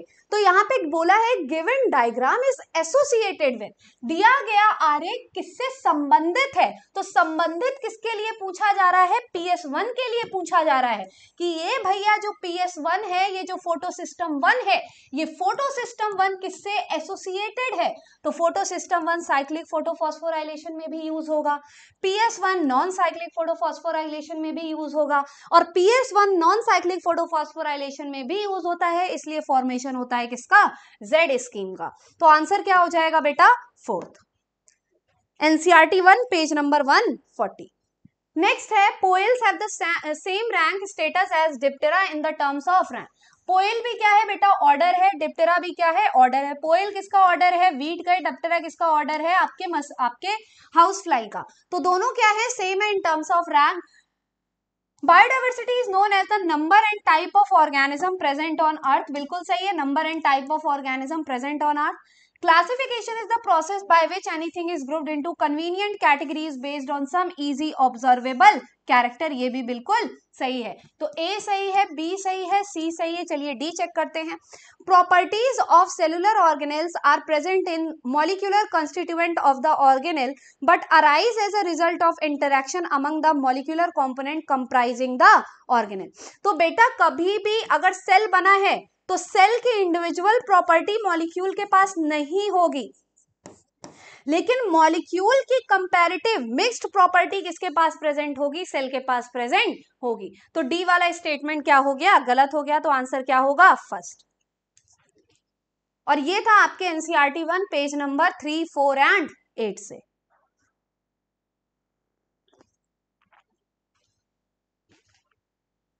नेक्स्ट क्वेश्चन है 156, following are some characteristic of a specific group, consider the characters and identify the respective. Majority of them are fresh water, pellicle is present, two flagella present. Pellicle, सबसे इंपॉर्टेंट पॉइंट हमें क्या मिल गया? Pellicle मिल गया। और pellicle किसमें पाया जाता है? यूग्लिना में। प्रोटीन रिच लेयर होती है, सेल वॉल एब्सेंट होता है, प्रोटीन रिच लेयर होती है, फ्लेक्सिबिलिटी प्रोवाइड करती है किसको? यूग्लिना को। क्योंकि बेटा यूग्लिना आपके मिक्सोट्रॉफिक मोड ऑफ न्यूट्रिशन के होते हैं, प्रेडेटर की तरह भी बिहेव करते हैं। और अगर प्रेडेटर की तरह बिहेव कर रहे हैं, एनिमल की तरह बिहेव कर रहे हैं, तो उनकी बॉडी कैसी होनी चाहिए? फ्लेक्सिबल। तो आंसर क्या हो जाएगा 156 का? थर्ड। नेक्स्ट है विच इज इनकरेक्ट। आपको यहाँ पे इनकरेक्ट बताना है। टियोडाइनर डिस्कवर्ड वायरस इन 1981। तो बेटा वायरस नहीं डिस्कवर किया था इन्होंने, वायरॉइड डिस्कवर किया था, और वो भी ईयर 1971 में, नॉट 1981। तो ये गलत हो गया। RNA of viroid was of low molecular weight, सही है। लाइकेंस आर सिम्बायोटिक एसोसिएशन, सही है, between mycobiont and phycobiont. Mycobiont मतलब फंगल कॉम्पोजिशन और फाइकोबायंट मतलब एल्गल कॉम्पोजिशन, और एल्गी में साइनोबैक्टीरिया का भी इस्तेमाल करते हैं। Lichens are good pollution indicator, pollution indicator होते हैं, एयर पोल्यूशन के इंडिकेटर होते हैं, और मोस्ट सेंसिटिव होते हैं SO2 से। तो यहाँ पे इनकरेक्ट पूछा गया था, तो आंसर क्या हो जाएगा 157 का first. NCERT 1 page number 21। Go through the following statement. Starch containing bodies called pyrenoid are found in the nucleus of the green algae. In the nucleus of the green algae, तो nucleus में नहीं होता है, तो ये statement गलत हो गया। किसमें होता है? क्लोरोप्लास्ट में। बाहर की तरफ क्या होता है? स्टार्च होता है। अंदर की तरफ क्या होता है? छोटे छोटे ग्रैनुअल्स प्रेजेंट होते हैं, किसके? प्रोटीन के। तो it stores protein beside starch. Starch के अलावा क्या स्टोर करता है? प्रोटीन को स्टोर करता है। लेकिन बेटा क्लोरोप्लास्ट में पाया जाता है, ना कि न्यूक्लियस में। तो पहला स्टेटमेंट गलत।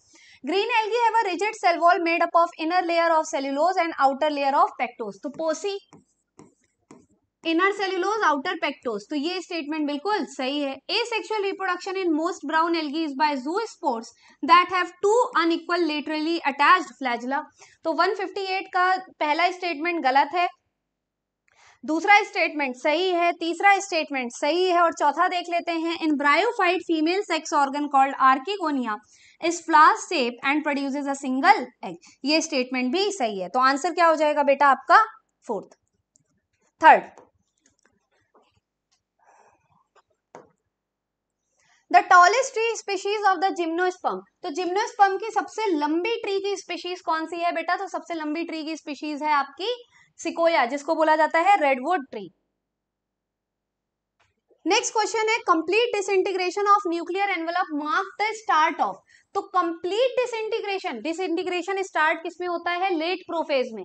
लेकिन वो कंप्लीट कहां पे हो जाता है बेटा? जब मेटाफेज की स्टार्टिंग हो चुकी होती है। तो इन मेटाफेज, तो metaphase is marked by complete disintegration of आपके nuclear envelope. Which one of the following organism is known as sea hare. तो बेटा डेंटाइलियम को बोलते हैं टस्क सेल, सीपिया क्या है? कटल फिश, एप्लाइशिया क्या है? सी हेयर, और लॉलिगो क्या है? स्क्विड। तो आंसर क्या हो जाएगा 161 का थर्ड। नेक्स्ट क्वेश्चन हमारे पास स्क्लेरेट्स। तो बेटा अगर बात करी जाए स्क्लेरेट्स की, तो आर्थ्रोपोडा में पाया जाता है, आर्थ्रोडियल मेम्ब्रेन से जुड़ी होती है। नेफ्राइडिया की बात करें तो एक्सक्रीटरी ऑर्गन है। एनिलिडा में क्लैस्पर्स की बात करें तो आपके पाए जाते हैं कॉन्ड्रिक्थीस की में, तो hold female during copulation. Mantle cavity की बात करें तो मोलस्का में पाया जाता है। तो ए का क्या हो जाएगा? फर्स्ट, बी का थर्ड, सी का फोर्थ एंड डी का सेकेंड। तो correct answer will B second. Next,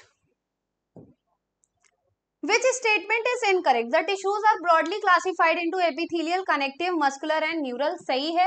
Epithelial tissue has a free surface, सही है। Epithelial tissue provides a covering and lining for some part of the body, सही है। In epithelial tissue, cells are compactly packed with more intercellular matrix, गलत है। Less intercellular matrix पाया जाता है। तो incorrect statement पूछा था, तो आंसर हो जाएगा fourth. NCERT page 101। Arrangement of veins and veinlet in lamina of leaf is termed as venation.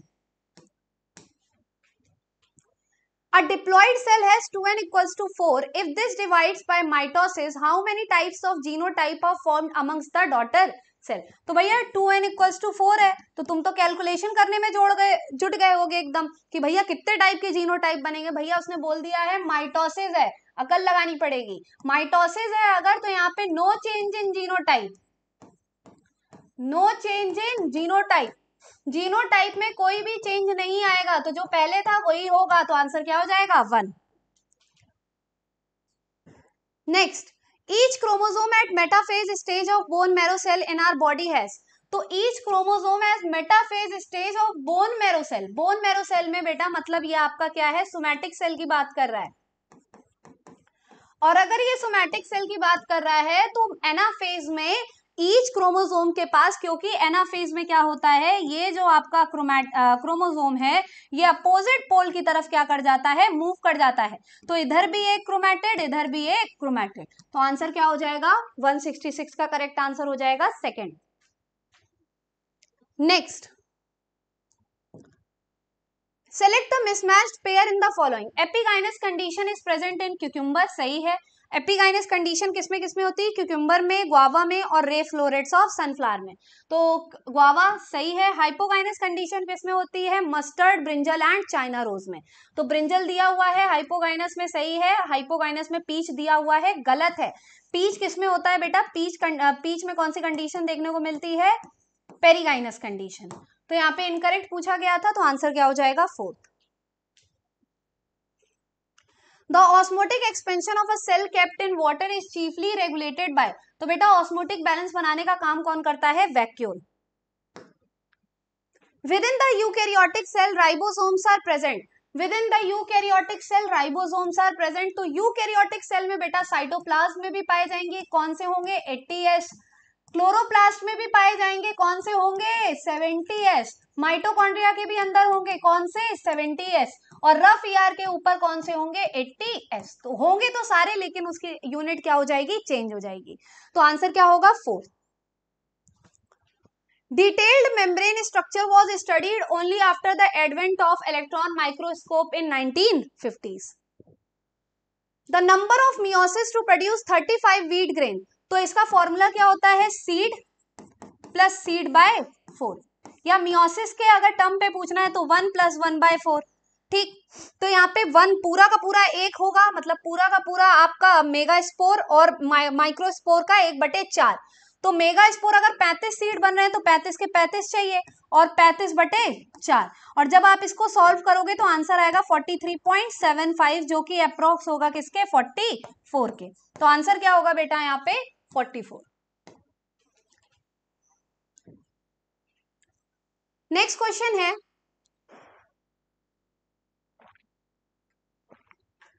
The number of bivalent in prophase 1 of meiosis are 10। Bivalent का मतलब क्या होता है, बाइवेलेंट का मतलब होता है पेयर में जो क्रोमोसोम है, तो 2 क्रोमोसोम एक पेयर में होते हैं तो इसको बोला जाता है बाइवेलेंट। तो उसने बोला बाइवेलेंट कितने हैं, 10 है, तो डबल है कि नहीं है, तो क्रोमोसोम कितने हुए 20,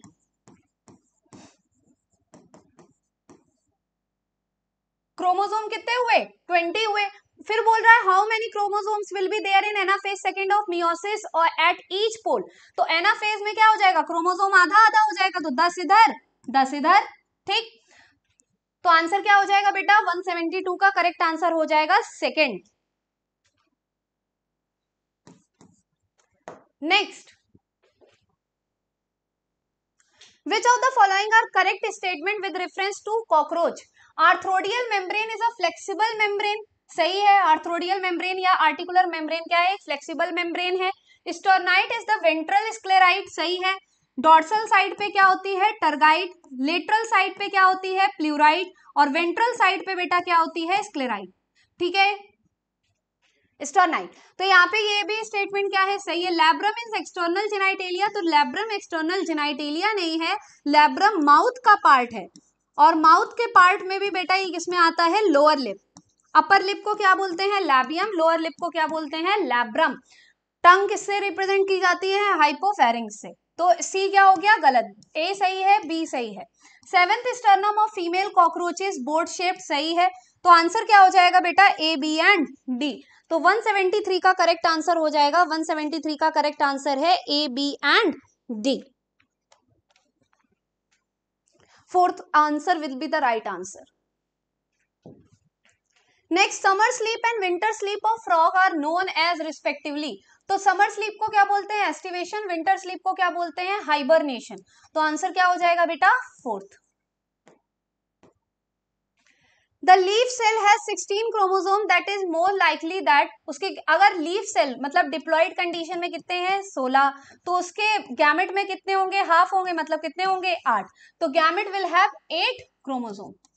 जाइगोट में तो कितने होंगे, 16 ही होंगे ना, ठीक है। नेक्स्ट है, germ mother cell in gonads are produced by. तो जर्म मदर सेल जो गोनैड्स में मदर सेल की बात कर रहा है, जैसे फॉर एग्जांपल अगर मैं बोलूं कि स्पर्म मदर सेल, जिसको हम लोग स्पर्मेटोगोनिया बोलते हैं, तो एक स्पर्मेटोगोनिया बनती है, फिर वो माइटोसिस करके बहुत सारे स्पर्मेटोगोनिया सेल्स का फॉर्मेशन करती है, लेकिन वहां पे रिडक्शन डिवीजन नहीं होता है, इक्वेशनल डिवीजन होता है, तो माइटोसिस से बेटा डिवाइड करेगी। तो 176 का करेक्ट आंसर क्या हो जाएगा, फर्स्ट। मदर वर्ड लगा है, मदर वर्ड का मतलब ही होता है प्लॉइडी 2n रहेगी, तो 2n से 2n में जाना है तो क्या कराएंगे, mitosis. Consider the following event in the photochemical conversion of light energy into chemical energy by chlorophyll during photosynthesis। तो ध्यान से अगर देखोगे तो सबसे पहले तुम्हें क्या करना पड़ेगा, सबसे पहले तुम्हें क्वांटम ऑफ एनर्जी को क्या करना पड़ेगा, एब्जॉर्ब करना पड़ेगा, जो कि आपकी आएगी 400 नैनोमीटर से लेके 700 नैनोमीटर के बीच में, जो विजिबल रीजन की लाइट पड़ती है, ठीक। यहाँ पे क्या होता है, पैकेट्स रिलीज होती हैं, जैसे आप लोग फिजिक्स में पढ़ते हो फोटॉन्स, तो फोटॉन्स के फॉर्म में निकलता है और उस फोटॉन को ट्रैप करने का काम करते हैं पिगमेंट, और फिर उसको भेजा जाता है रिएक्शन सेंटर में, फिर वहां पे उसको हार्वेस्ट कराया जाता है, तभी बोला जाता है उसको लाइट हार्वेस्टिंग कॉम्प्लेक्स। तो बेटा यहाँ पे क्या किया गया, सबसे पहले absorption of quantum of energy, हमने एनर्जी को एब्जॉर्ब किया, फिर उसके बाद बेटा हमने क्या किया, सेकेंड हमारे 2 ऑप्शन मिले हमको, फिर हमने ट्रांसफर ऑफ लाइट एनर्जी कराई, लाइट एनर्जी क्या किया, ट्रांसफर कराया, ट्रांसफर कहाँ कराया, रिएक्शन सेंटर के पास ट्रांसफर कराया, और जैसे ही हमने रिएक्शन सेंटर के पास ट्रांसफर कराया तो उसने इलेक्ट्रॉन को इजेक्ट किया, और उस इलेक्ट्रॉन को इजेक्ट कराने के बाद हमने उसको रिडॉक्स पोटेंशियल के अकॉर्डिंग हाई कंसेंट्रेशन से लो कंसेंट्रेशन की तरफ भेजा, तो उसने आपकी एनर्जी को प्रोड्यूस किया। तो लास्ट में क्या हुआ, सिंथेसिस ऑफ केमिकल एनर्जी। तो पहले आपने क्या कराया, पहले सेकेंड कराया, फिर आपने ट्रांसफर ऑफ लाइट एनर्जी की, फिर आपका इजेक्शन ऑफ इलेक्ट्रॉन हुआ, उसके बाद केमिकल एनर्जी का फॉर्मेशन हुआ। तो second fourth third first, second fourth third first, तो answer will be fourth. Next है, to ensure the continuous operation of the Calvin cycle which molecule must be regenerated by the cycle terminal reaction thereby enabling it to accept more carbon dioxide. तो बेटा Calvin cycle की बात कर रहा है, तो Calvin cycle में CO2 को किसके साथ ऐड किया जाता है, RuBP के साथ, राइबोलोज बिसफॉस्फेट के साथ, in the presence of Rubisco enzyme, in the presence of Rubisco enzyme. तो बेटा ये जो RuBP होता है, इस RuBP को बार बार क्या कराया जाता है, रीजनरेट कराया जाता है, मैंने पहले ही क्वेश्चन में आपको एक्सप्लेन कर दिया था। तो 178 का करेक्ट आंसर हो जाएगा सेकेंड। नेक्स्ट है, the plant of Cuscuta show maximum photosynthesis. तो प्लांट ऑफ कस्कुटा, बेटा कस्कुटा के पास आपका क्लोरोप्लास्ट होता ही नहीं है, तभी वो क्या है, पैरासाइट है, ऑब्लिगेट पैरासाइट है, वो डिपेंड करता है आपके जितने भी प्लांट्स वगैरह होते हैं उनके ऊपर। ऑब्लिगेट पैरासाइट है, स्टेम पैरासाइट है, उसके पास क्लोरोप्लास्ट नहीं होता है, क्लोरोप्लास्ट नहीं है तो बेटा वो फोटोसिंथेसिस नहीं कर पाता है, तो नो फोटोसिंथेसिस एट ऑल। ये आपका पूरी स्टेटमेंट दी हुई है 12th के जब आप चैप्टर पढ़ोगे, ऑर्गेनिज्म एंड पॉपुलेशन में पैरासिटिज्म। लास्ट क्वेश्चन है, which of the following accurately describes key characteristics of the Hatch and Slack pathway. तो हैच एंड स्लैग पाथवे में बेटा क्या है, it relies on Kranz anatomy, जो हमने क्रैन्स एनाटॉमी बनाई थी ना, wreath like pattern, in which mesophyll cell contain chloroplast with grana and are smaller while bundle sheath cell have chloroplast lacking grana। Bundle sheath cell को grana क्यों नहीं दिया गया, इसके पीछे बहुत साइंटिफिक रीजन है भैया। अगर हमने ग्राना दे दिया बंडल शीथ सेल को, तो बंडल शीथ सेल भी आपका क्या पे आ जाएगा, लाइट रिएक्शन कराने पे आ जाएगा। और अगर बंडल शीथ सेल ने लाइट रिएक्शन कराना स्टार्ट किया तो हम रुबिस्को को जिससे बचा रहे थे वो तो घर में ही बनने लगेगा, मतलब लाइट रिएक्शन के एंड प्रोडक्ट में ऑक्सीजन भी बनता है। इस वजह से बंडल शीथ सेल को ग्रेना नहीं दिया जाता है, उसका काम है केवल डार्क रिएक्शन चलाना। तो 180 का करेक्ट आंसर क्या हो जाएगा? सेकेंड।